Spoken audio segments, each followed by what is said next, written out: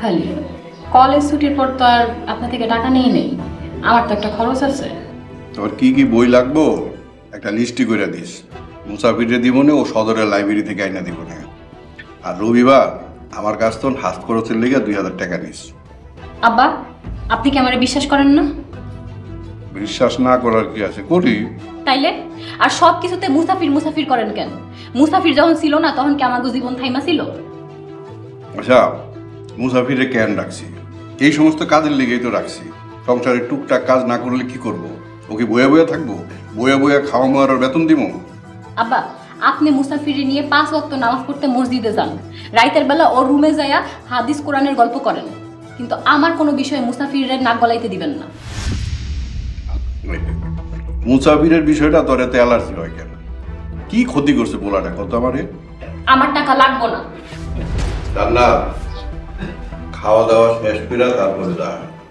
এমনি খাবার রাইখা শীত করে চলে গেলে আল্লাহ তাআলা নারাজ হয়। আপনার কথা শুনে আমার পেট বইরা গেছে, আমার আর খাওয়ান লাগবো না।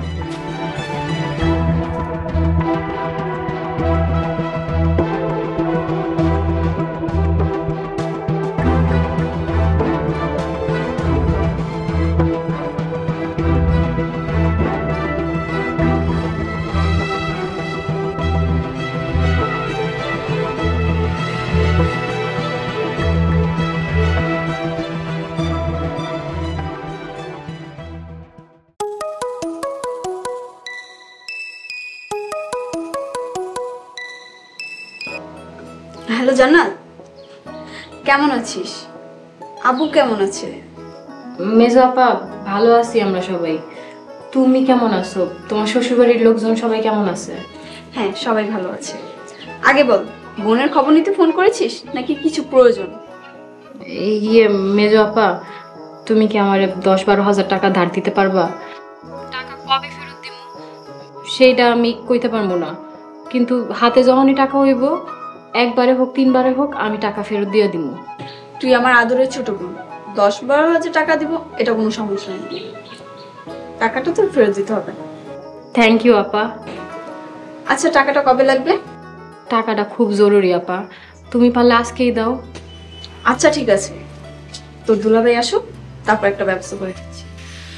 আরেকটা কথা বলি, কিছু মনে করবি না তো? কি মনে করবো আপা, কও। আচ্ছা আব্বুর হাত কি আজকাল খালি যাচ্ছে না? দেখ তুই আবার ভাবিস না টাকাটা চেয়েছিস বলে এমনটা বললাম। কি এর হাত খালি? আব্বা আমার টাকা দিব না। আপা আমি যে তোমার কাছে টাকাটা ধার নিতেছি, তুমি আব্বারে কইও না। আচ্ছা ঠিক আছে, কাউকে বলবো না, দেখি রাতে তোকে টাকাটা পাঠিয়ে দিতে পারি কিনা। থ্যাংক ইউ আপা। ঠিক আছে আমি রাখি।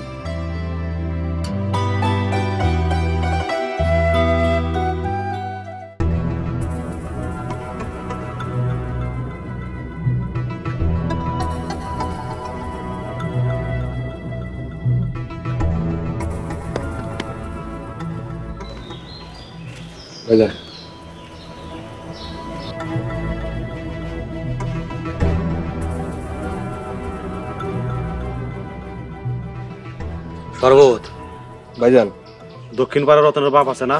জি ভাইজান। এর কাছ থেকে 3 লক্ষ টাকা পায় 3 মাস হয়ে গেছে। 1 মাসের কথা করে রড সিমেন্ট নিছিল, তারপরে দেওয়ার নাম গন্ধ নাই। রাস্তাঘাটে দেখা হইলে চিপা চাপাতে পালায় যায়, আমার লগে পলান টুকটুক খেলে। ভাইজান একটা কাজ করেন, আপনি শক্ত করে মোবাইল করে একটা ধমক দেন। ধমক দিমু? হ্যাঁ, এই তো ফোনই ধরে না, ধমক দিমু কি? তুই এক কাম কর, কাল সকালে হের বাড়িতে যা, যায় আর একটা তাগাদা দিবি আর শক্ত শক্ত কথা শোনাবি। পারলে একটা ডেট নিয়ে আসিস, তারপর আমি দেখাইতেছি। আজকে বিকাল থেকে সন্ধ্যার মধ্যে আপনার উপর একটা হামলা হইতে পারে। আমারে যারা সমর্থন দিব তাগরে তো সত্তর আর তার পোলারা চিনা রাখবো, তাগো যদি আবার ক্ষতি করার চেষ্টা করে। সবুর ভাই আপনি ওর দিকে একটু খেয়াল রাখেন। আমি রবিনের সাথে সব সময় ছায়ার মতো লাগা থাকবো। আমি আপনার সামান্য কামলা, আমার এমন আদেশ কইরেন না যেটা আমি পালন করতে পারবো না।